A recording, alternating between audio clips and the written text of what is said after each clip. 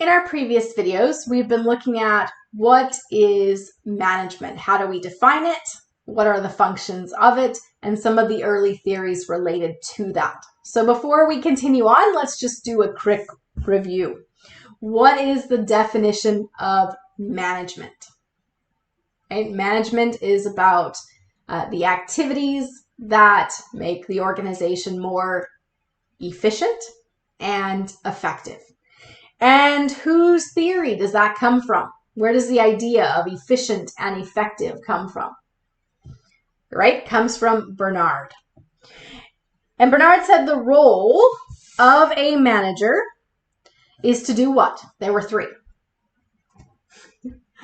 Communicate, right? Get cooperation, and define the organization's purpose. All right, then we talked about the functions of management. So what are the functions of management? Planning, organizing, leading, controlling. And where does that idea of those functions of management come from? Whose theory? Fayol, all right. And in fact, we looked at how he actually used the term planning, organizing, and then,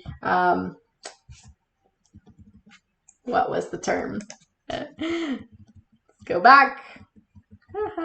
Command, coordination, and control. All right, so what we're going to do now is we're going to take a look then at the theories in terms of what does the manager do. So we've talked about the manager coordinating. We've talked about the manager setting up lines of communication. Let's look at some of the day-to-day role of the manager. And so this comes from Henry Mintzberg. He is a Canadian instructor and author, and his book is called Simply Managing. So according to Mintzberg, the role of the manager is an interpersonal role, an information role, and a decision maker role.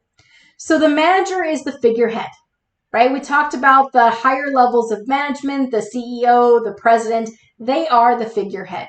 When we think of organizations like Tesla, like Apple, you think of their upper management, right? These iconic people. They are the leader. They set the direction for the organization. They may also be a liaison. That is, they represent the business and communicate with external bodies. That may be the government. That may be other stakeholders like investors. And so they're responsible for communicating externally. Now, managers are also responsible for monitoring that external environment, what is happening globally in terms of markets, what is happening in terms of prices, what is happening in terms of the cost and the availability of our materials, political changes, environmental regulations. They're monitoring these issues, and they disseminate these issues within the organization. They may be a spokesperson on behalf of their unit within the organization or for the organization themselves. The manager is a decision maker, and in fact, next week we are going to focus on the manager as a decision maker, looking at how you make decisions. So as a decision maker, they are an entrepreneur, creative thinker, innovator, coming up with ideas and solutions. Many managers find that their days get hijacked by the role of disturbance handler, putting out the fires, dealing with the emergencies. Okay? And that could be because there are disruptions, there are cost issues, that could be employee turnover, right? We lost one of our valued employees. We can't find employees.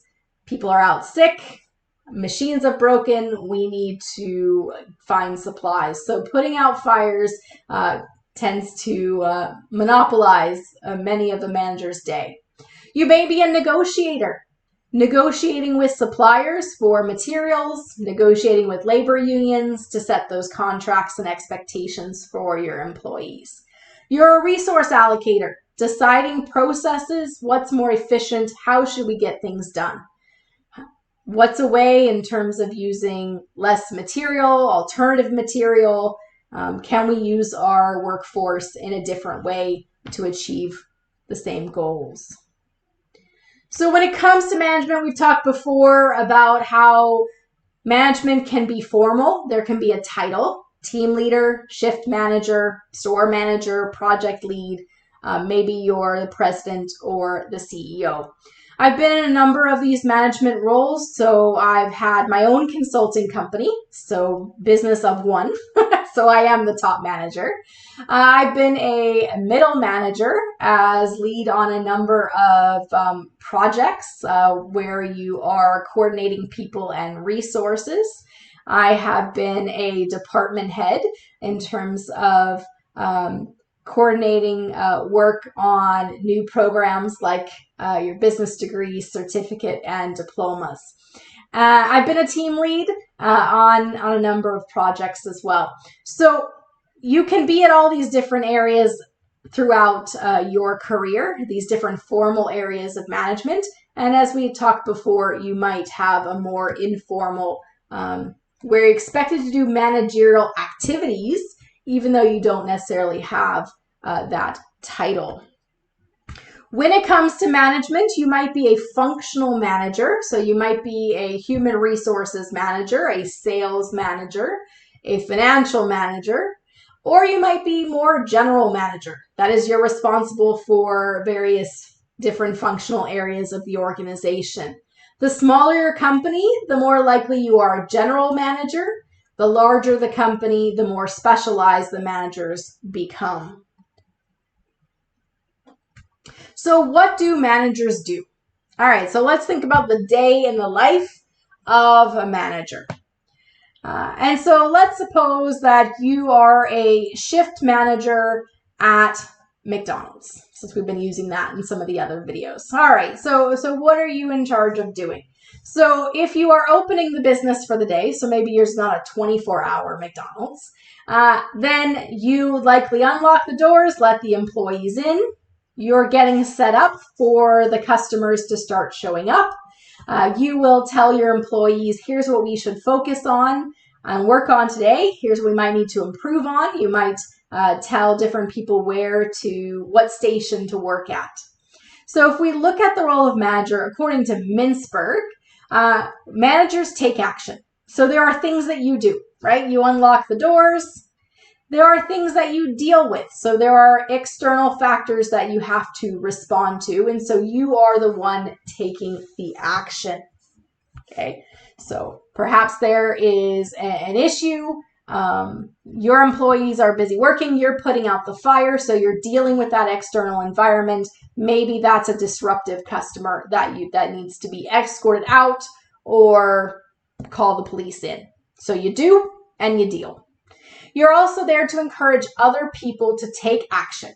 So you're leading, right? We talked about how you might be the one that is telling each person which station they're working on. So we are instructing them in terms of what they need to do in terms of taking action, right? You're telling so-and-so they need to man the drive-through, another person, can you deal with that spill over there? You are also a link.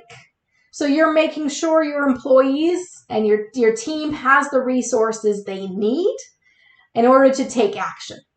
So you might be working with suppliers, talking to other shifts, talking to the higher ups within the organization about what your team needs to be effective.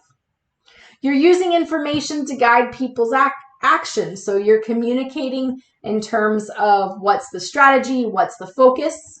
You're also guiding people's actions in terms of that control. So performance evaluations, correcting issues, training. So maybe there's a new person manning the cash register and providing a bit of instruction in terms of how to deal with those special orders when they come in.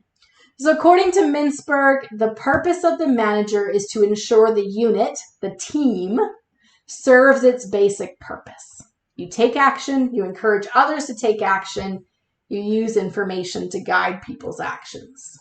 And your role is to frame, to provide context for everyone else's work.